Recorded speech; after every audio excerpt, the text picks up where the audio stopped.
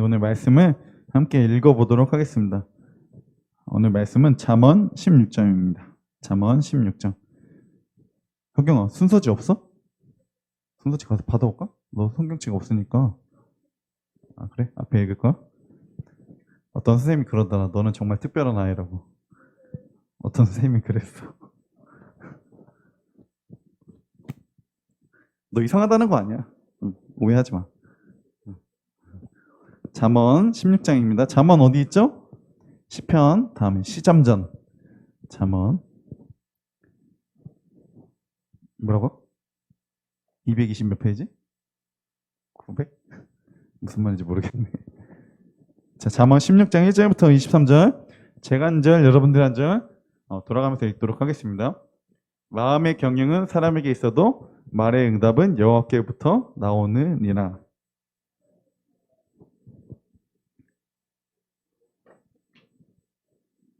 너의 행사를 여호와께 맡기라. 그리하면 내가 경영하는 것이 이루어지리라.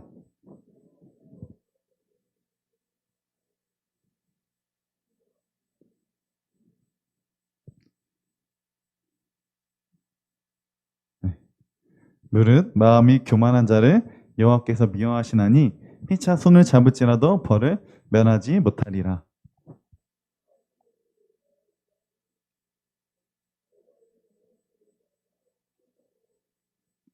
사람의 행위가 여호와를 기쁘시게 하면 그 사람의 원수라도 그와 더불어 화목하게 하시느니라.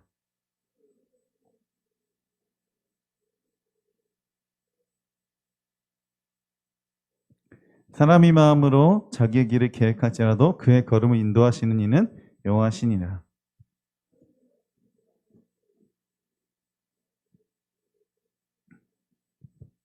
공평한 저울과 접시 저울을 여호와의 것이요 주머니 속의 저울 주도 다 그가 지으신 것이니라.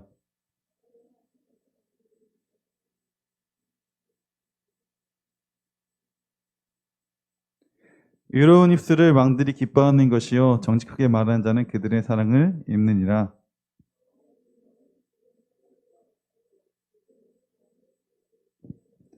왕의 색은 생명을 뜻하나니 그의 은택이 늦은 비를 내리는 구름과 같으니라.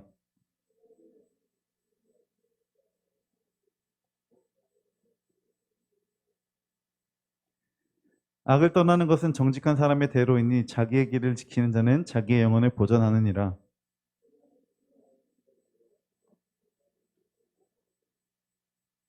겸손한 자와 함께하여 마음을 낮추는 것이 교만한 자와 함께하여 탈취물을 나누는 것보다 나으니라.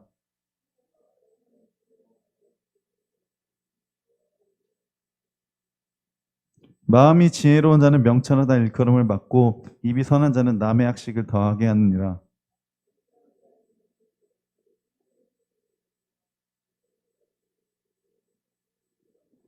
우리 23절 마지막 절이니까 함께 읽어보도록 하겠습니다. 시작. 지혜로운 자의 마음은 그 입술을 슬기롭게 하고 또 그의 입술에 지식을 더하느니라. 아멘. 네, 우리 준비된 영상 보고 함께 다시 설교를 듣도록 하겠습니다.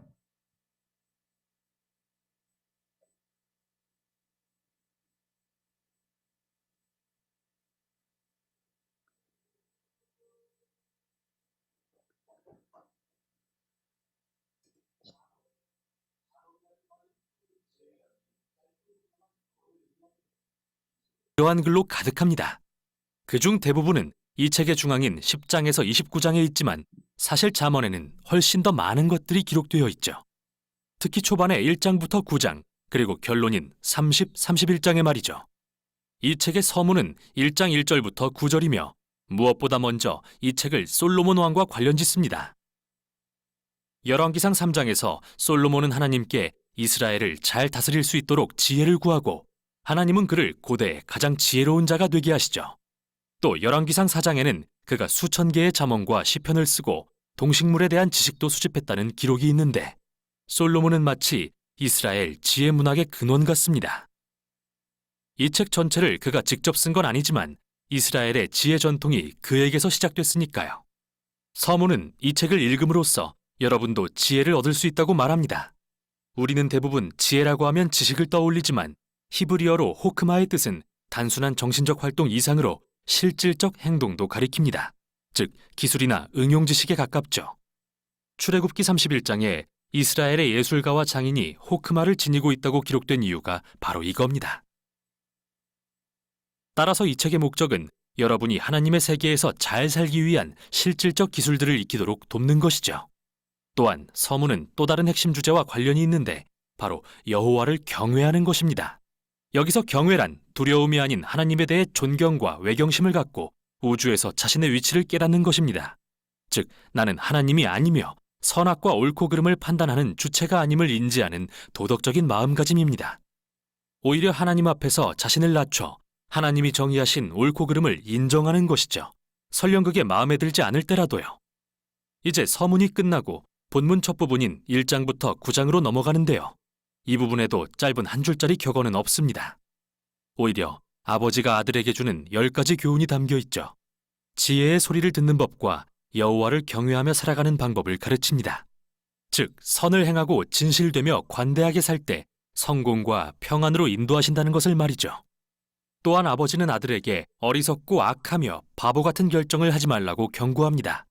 이는 결국 이기심과 교만을 낳고 멸망과 수치로 이끌기 때문이죠.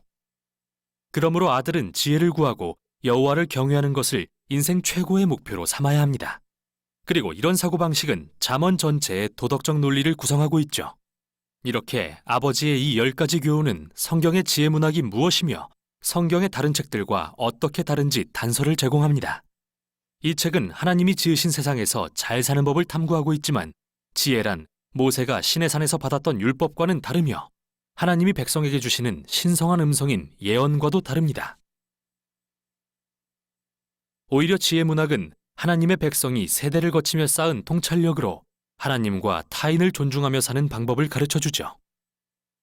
그래서 잠언을 통해 지혜에 대한 인간의 말이 하나님의 말씀과 지혜로 모여지고 이게 1장부터 9장의 또 다른 내용과 연결됩니다. 지혜라는 여인의 시 4편이 있습니다. 여기서 지혜는 여인으로 의인화되는데 그녀는 사람들에게 주목하고 그녀를 찾으라고 소리칩니다. 지혜가 말하길 자신은 우주와 함께 짜여 있기 때문에 지혜로운 결정을 하는 사람들은 언제나 그녀를 필요로 한다고 합니다.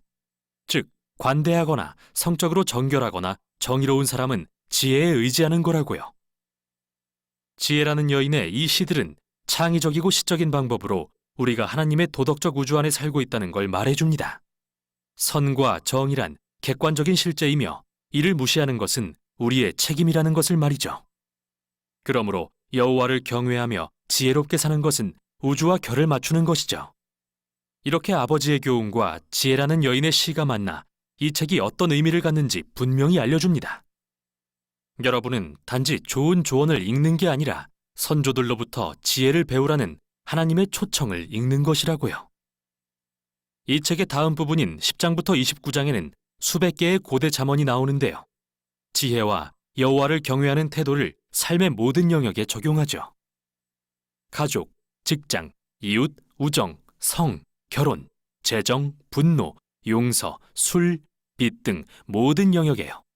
그리고 이 잠언들은 1장부터 9장의 가치체계로 걸러진 것들이며 한결같이 매우 짧고 기억하기에 쉬운 것들인데요. 사실 이 부분은 인생의 여정에서 다시 보고 또 보며 참고할 수 있는 내용으로 쓰인 것이죠. 이제 중요한 문제는 이 잠언을 어떻게 읽을 것인가입니다. 먼저 모든 잠언은 본질적으로 개연성에 대한 것입니다. 만일 우리가 여호와를 경외하고 지혜롭고 선한 결정을 내린다면 모든 일이 잘 풀리겠지만 여호와를 경외하지 않고 어리석게 산다면 삶은 아마도 잘 풀리지 않겠죠. 실제로 이런 경우가 많겠지만 항상 그런 건 아닌데요.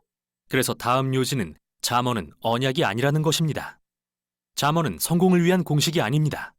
예를 들어 어떤 잠언은 주님을 경외하면 장수를 누리지만 악인의 수명은 짧아진다고 하고 어떤 잠언은 마땅히 걸어야 할 그 길을 아이에게 가르치면 늙어서도 그 길을 떠나지 않는다라고 합니다. 물론 여호와를 경외하는 도덕적인 사람은 더 좋고 장수하는 삶을 살 가능성이 높겠죠. 아이를 안정되고 사랑이 많은 가정에서 기르면 잘 자랄 것이고요. 하지만 꼭 그렇다는 보장은 없습니다. 세상에서는 많은 일들이 잘못될 수 있기 때문이죠. 마지막으로 원래 잠언은 일반적인 원칙에 초점을 맞춥니다. 예외가 아니라요. 사실 지혜서들은 예외들을 무시하지 않는데 욥기와 전도서 같은 지혜서들이 바로 그 많은 예외들을 다루고 있습니다. 이 책들은 인생이 간단한 공식을 적용하기에는 너무나 복잡하다는 것을 인정합니다. 그래서 인생을 더 잘 이해하려면 지혜서들을 함께 읽어야 하는 거죠. 이제 마지막 부분입니다. 2개의 긴 시 모음집이 있는데요.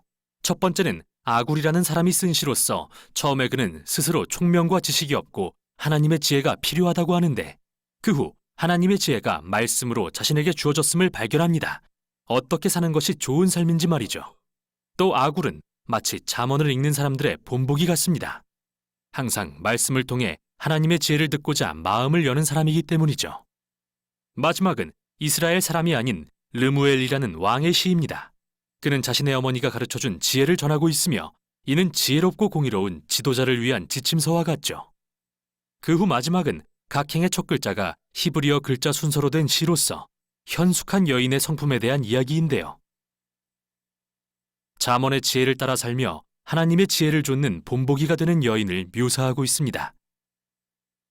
그녀는 지혜를 실제적인 매일의 삶에 적용하여 일터와 가정, 그리고 공동체에서 살아내죠.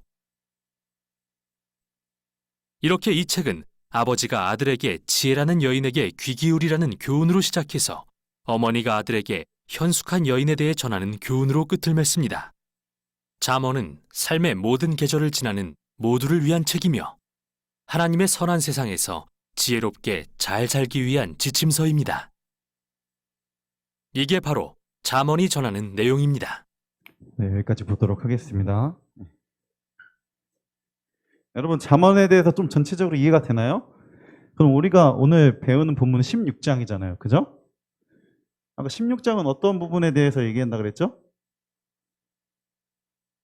약간 10장까지, 9장까지가 뭔가 인포메이션이야. 그지? 정보라면 이제 10장부터는 뭘까요? 어플리케이션. 여러분, 어플 많이 쓰잖아요. 그죠? 어플리케이션이 뭐예요? 누가 말했어? 좀 똑똑한데? 맞은 것 같은데? 적용. 어플리케이션 적용이에요, 여러분. 여러분, 이제 10장 이후에 우리가 오늘 보는 본문 16장, 이제 16장도 마찬가지지만 적용에 대한 부분입니다, 여러분들. 우리가 지혜를 제가 어떻게 대명사로 이야기할 수 있다고 그랬죠? 하나님의 말씀, 하나님을 경외하는 것, 하나님의 말씀, 이렇게 여러 가지 대명사가 있다고 그랬죠. 뭐 여러분들께 좀 언지를 좀 마지막에 좀 드리자면, 이 지혜라는 것을 예수 그리스도로 표현할 수도 있어요. 왠 줄 아세요, 여러분들? 난 이거 안다. 이거 알면 진짜 오늘 전사님이 맘스터치 세트 사준다. 별로야? 차양팀에서 맞춰라. 어차피 먹을 거니까. 지혜가 하나님의 말씀이라고 제가 말했잖아요. 그죠? 하나님의 말씀이 육신이 돼서 온 게 누구예요? 예수님이잖아요. 그래서 성육신이라고 하거든요. 결론적으로 성경을 통으로 봤을 때 이 지혜가 예수 그리스도가 될 수 있다는 것이죠. 그러니까 우리가 말씀을 가까이 하고 말씀에 따라 살아가는 것도 또 누구를 닮아 살아가는 거예요? 예수 그리스도를 닮아서 살아가는 것과 똑같은 어플리케이션, 적용이라는 거죠. 이해하셨죠, 여러분들? 그런 의미에서 여러분들 좀 열어놓고 보시길 바랍니다. 제가 너무 닫아놓고 이야기한 것 같아서 좀 열어놓고 얘기하려고 미리 말씀드릴게요. 자, 본문 저자가 제가 저번에 많다 그랬었죠. 뭐 르무엘과 아굴이, 뭐 르무엘이 아까 영상에 보면 어머니에게 뭐 이런 것들을 어머니가 아들에게 전해주는 그런 이야기라고 지혜에 대한 이야기를 했었는데, 솔로몬의 어머니가 뭐 성경적으로 봤을 때도 되게 다윗과 관계가 깊었다는 것을 우리가 알 수 있죠. 그래서 저는 개인적으로 본문 잠언의 1장 1절에서 말하는 것과 같이 솔로몬이 이 잠언을 거의 다 대부분 작성했다는 것에 대해 동의하는 사람이에요. 왜냐하면 성경에서도 그렇게 말하고 있기 때문이죠. 누구의 잠언이라고 합니까? 이스라엘 왕 솔로몬의 잠언이다 라고 이야기하죠. 여러분, 이스라엘의 이 당시 다윗의 아들이고 이스라엘의 왕 솔로몬은 어떠한 것들을 누리며 살았을까요? 이 시대는 어떤 시대예요? 통일 왕국, 여러분 알죠? 이스라엘이 제일 번창하고 번영했을 때죠. 그죠? 여러분들 아시죠? 멸망되기 좀 한창 빛이 딱 발했을 때. 그럼 솔로몬은 어떤 것들을 누렸던 사람일까요? 부와 명예와 권력, 많은 것들을 다 누렸던 것이죠.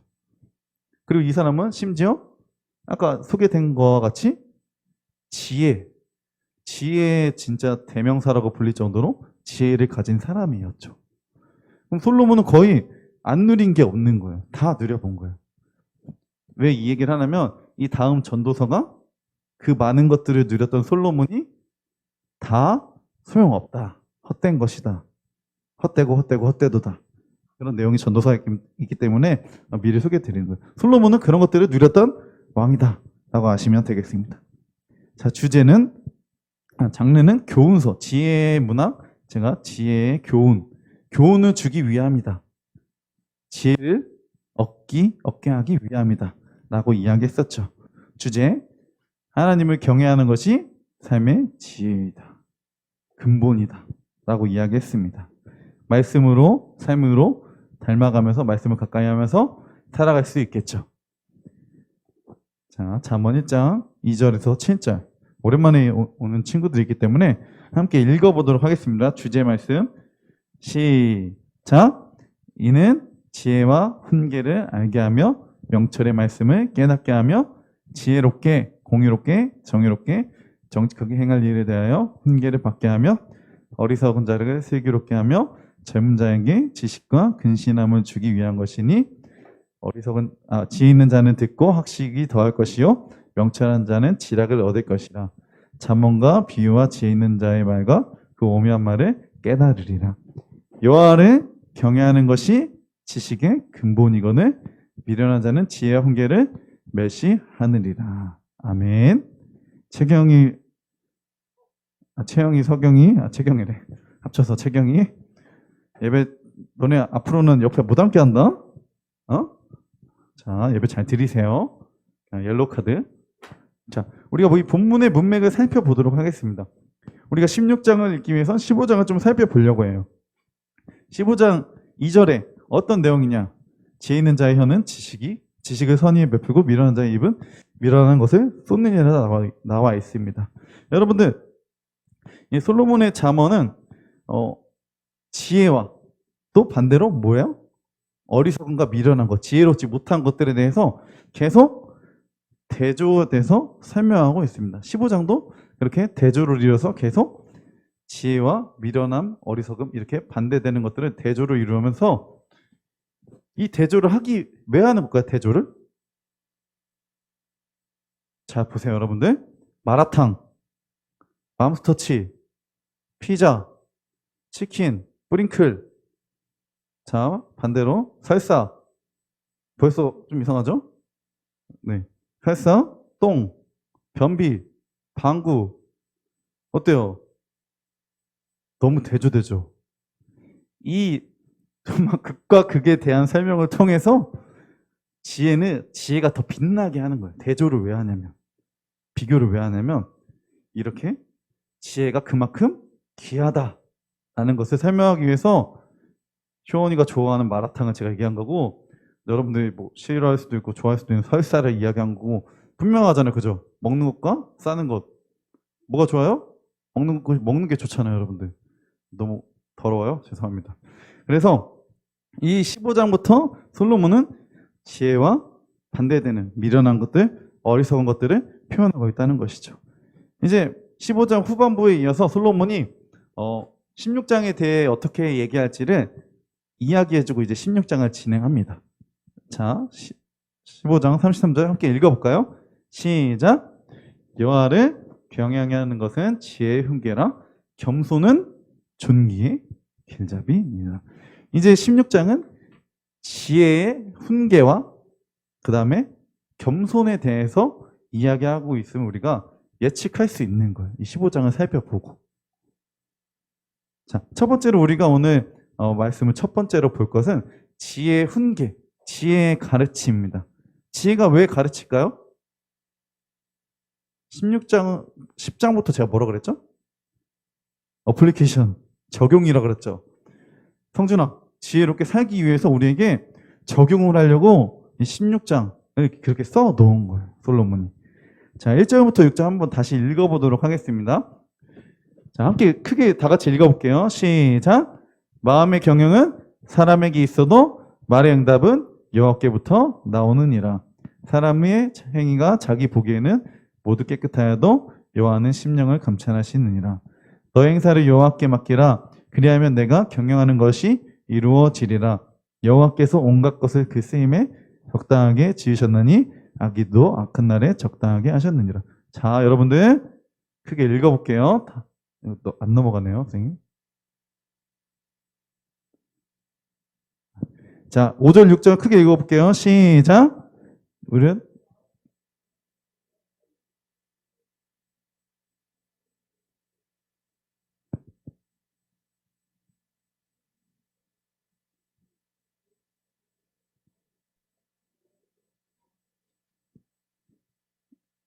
자, 최경이들, 그래. 너는 왜 안 읽어? 엄마한테 읽는다? 여러분 잘 읽어주세요. 여러분들 어떤 것에 대해서 이야기하고 있죠? 여호와 하나님이 모든 것을 주관하신다 라고 나와 있습니다. 그죠? 아무리 사람이 어떤 것을 결정하고 진행하더라도 이 모든 것이 누구한테 달려있다? 여호와 하나님께 달려있다고 지혜는, 하나님 말씀은 우리에게 가르치고 있는 것이죠. 너네가 아무리 짱구를 굴려도 아무리 열심히 노력해도 결과는 하나님께서 너의 삶 전체 가운데 그것들을 주관해 내신다 라는 것이죠. 이해하셨습니까, 여러분? 지혜는 그렇게 가르치고 있는 거예요. 왜 그런 말씀을 우리에게 줄까요? 왜 줄 것 같아요, 여러분들? 말씀대로 살아가기 위해서, 지혜롭게 살아가기 위해서 말해주는 거예요, 여러분들. 너무 어려워요? 성경 퀴즈보다 좀 쉽지 않았나? 여러분들, 그래서 지혜는 우리에게 여호와 하나님께 모든 것들을 맡기고 하나님의 그 전능하신 결정권을 인정하라고 우리에게 말씀해 주고 있는 것이죠. 여러분, 경외가 뭡니까? 계속해서 우리는 경외에 대해서 이야기하고 있습니다. 후반절에 보면 경외함으로 말미암아 악에서 떠나게 되느니라. 여호와를 경외한다는 게 무엇일까요? 경외. 고대 언어 같죠? 경외. 뭔지 안다. 나는 경외한다. 혹시 선생님들 경외한다 아세요? 이거 되게 어려운 단어예요. 진짜 저도 진짜 어려워요. 항상 이게 헷갈려. 존경함과 공경함 플러스 두려움을 가지고 있는 거예요. 하나님에 대한, 전능자에 대한 존경과 공경은 있지만, 하지만 하나님에 대한 그 긴장감은 가지고 일하는 거예요. 좀 여러분들의 이제 삶에서 좀 해석해 보자면, 여러분들 연애를 합니다. 그죠? 사랑하는 마음과 플러스 뭐가 있어야 돼요? 긴장감이 있어야 되는 거. 긴장감 없으면 그날로 뭐예요? 의리로 사귀는 거예요. 의리로. 그죠? 여러분들 이해하죠? 그러니까 우리도 하나님 관계에서, 왜 웃어? 넌 연애도 안 하잖아. 있어? 아, 그래? 나중에 알려줘. 있대요. 자, 여러분들, 그래서 자꾸 산으로 가네. 자, 여러분들, 그래서 우리는 하나님께 이러한 마음을 가지고 있어야 되는 거예요. 하나님 사랑하지만 하나님도 나를 인내하시고 사랑하시지만 한편으로는 우리는 하나님에 대한 두려움을 가지고 있어야 되는 거죠. 왜요? 죄를 가지고 있으면 우리가 사망과 심판에 이를 수 있기 때문이죠. 여러분 다 아시죠, 이거? 제가 지금 그냥 천천히 설명해 드리는 거 이해할 수 있도록. 자, 두 번째. 이 본문은 지혜로운 삶. 어떻게 살아가야 되냐. 이제 진짜로 적용에 대해서 하고 있습니다. 자, 솔로몬은 어떻게 얘기하고 있나? 서경아, 채영아, 우리 잘 읽어볼까? 자, 10절부터 11절 함께 읽어보도록 하겠습니다. 시작. 사람의 행위가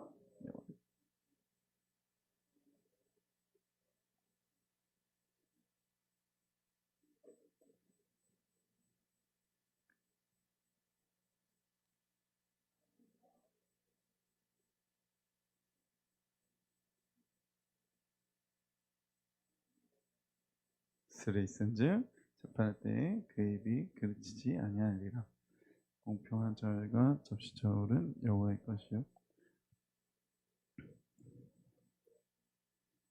이제 지혜가 어떻게 우리한테 살라 그랬어? 여호와 하나님께 맡기고 여호와를 두려워함과 공경함을 가지고 경외하는 마음을 가지고 살아라라고 이야기하죠. 이 지혜의 가르침을 배웠으니 우리는 살아가야 된다는 거죠. 하지만 우리가 살아가는 세상은 그렇게 호락호락하지 않다는 것이죠. 근데 우리가 만약에 지혜롭게 사는 것에 대해 도전한다면 세상은 우리를 어떻게 평가할까요?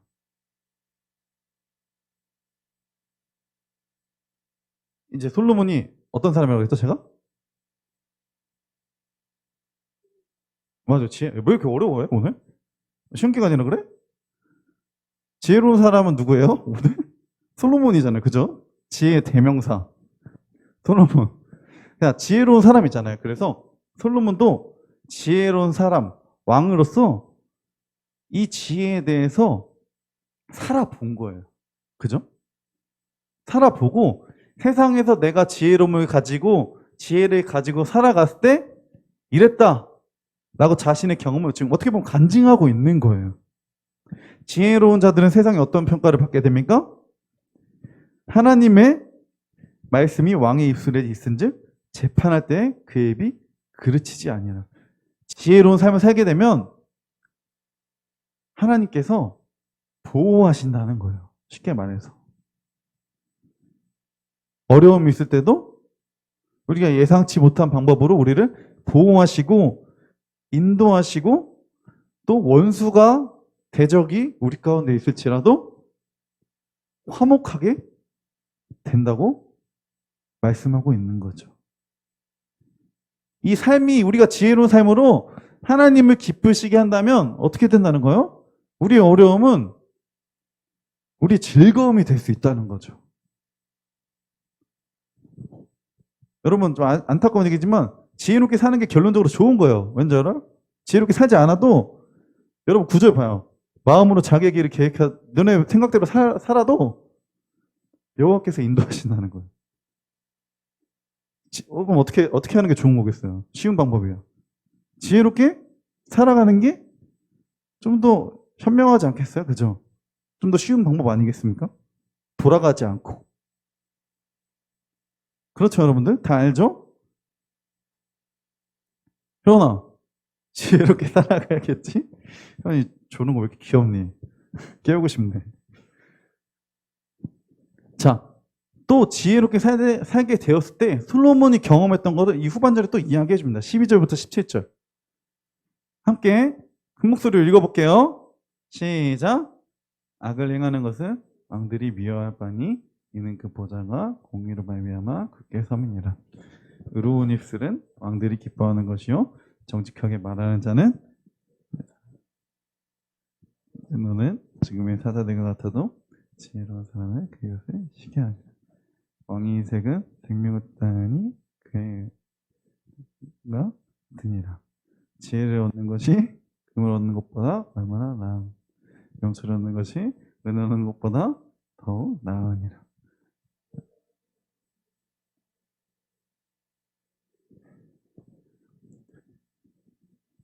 아까 솔로몬이 다 누릴 걸 누렸다 그랬잖아요. 솔로몬이 살아보니까 이 지혜는 금이나 은을 얻는 것보다 또 다른 경우에서도 많은 경우에서도 지혜가 훨씬 지혜롭게 사는 게 옳았다, 좋았다, 맞는 것 같다, 맞다 이렇게 이야기하고 있는 것이죠.